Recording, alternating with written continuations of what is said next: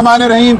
अभी चंद लम्हे कबल हमने इस इद्दत वाले मुकदमे में इख्तितामी बहस की है और अदालत को ये बताया है कि ये मुकदमा तमाम आलम में पाकिस्तान के लिए शर्मसारी का बायस है।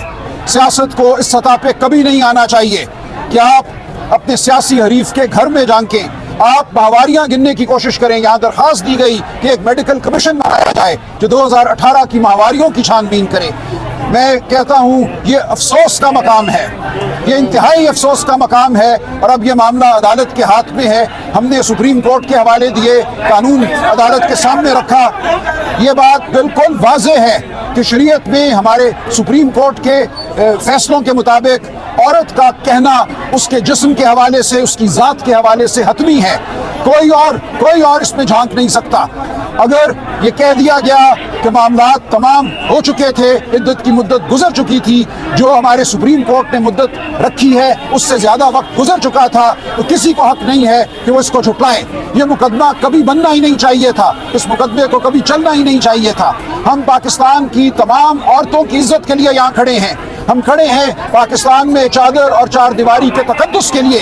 हम आपसे, पूरी कौम से ये इल्तिजा करते हैं कि इस मुकदमे के साथ हमारा साथ दीजिए, अपनी आवाज़ बुलंद कीजिए, रियासत पाकिस्तान को बताइए कि औरत की हुर्मत हमें अजीज़ है, औरत की हुर्मत शरीयत में, हमारे कानून में मोतबर है, बरतर है।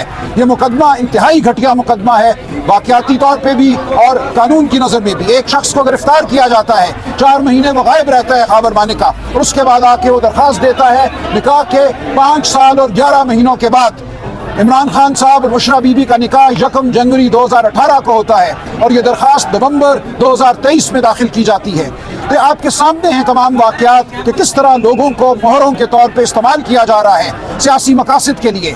सियासी मकसद ये हरगिज़ नहीं हो सकता कि आप औरत की हुर्मत पर हमला करें।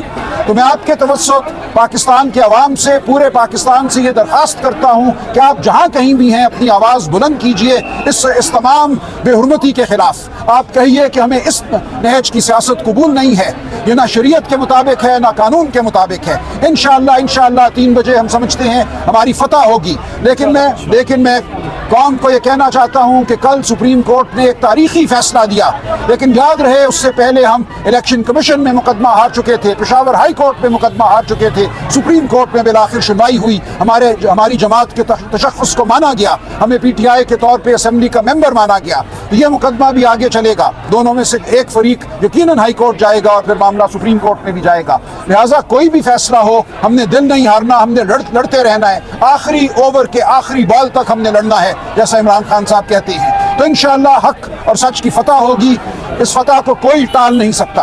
आपका बहुत शुक्रिया। राजा साहब, आपके आर्गुमेंट्स तो बड़े जानदार थे, लेकिन उसके बावजूद भी फैसला आप लोगों के खिलाफ आया। अब आप क्या तवक्को कर रहे हैं इस अपील पे? देखिए, ये अपील जो है जिस तनाजुर में हुई आज, वो भी सामने रहे कौम के।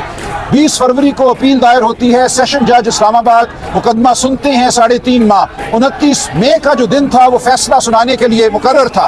फैसला सुनाने वाले दिन वो जज साहब आके कहते हैं कि बावजूद मैं कासिर हूँ, मैं फैसला नहीं सुना सकता। तो कौम फैसला करे कि उन जज साहिबान पर या उन जज साहब पर क्या दबाव था कि 29 मई को वो फैसला ना सुना सके। फिर मुकदमा उनसे छीन कर, उनसे लेकर इन जज साहब को बिलखुसूस दिया जाता है। इन जज साहब ने मुझसे पूछा कि क्या आपको मुझ पर एतबार है? मैंने कहा मैं मुंतजर हूँ एतबार का, देखेंगे हम क्या होता है। लिहाजा जिस तनाजुर में, जिस सियाको सबाक में ये मुकदमा इस अदालत में आया वो हमारे लिए तशवीशनाक है, लेकिन इसके बावजूद हमने कानून और आइन और वाक़यात के मुताबिक मुकदमा लड़ा, प्रोफेशनली मुकदमा लड़ा। हम तवक्को करते हैं कि फैसला भी कानून और आइन के मुताबिक आएगा, वाक़यात के मुताबिक आएगा। लेकिन फैसला अगर इससे हट कर आता है तो हम हाई कोर्ट जाएंगे, हम सुप्रीम कोर्ट जाएंगे, हम इंशाअल्लाह कामयाब होंगे। फतह हमारी है क्योंकि हम हक और सच पे खड़े हैं। बहुत शुक्रिया।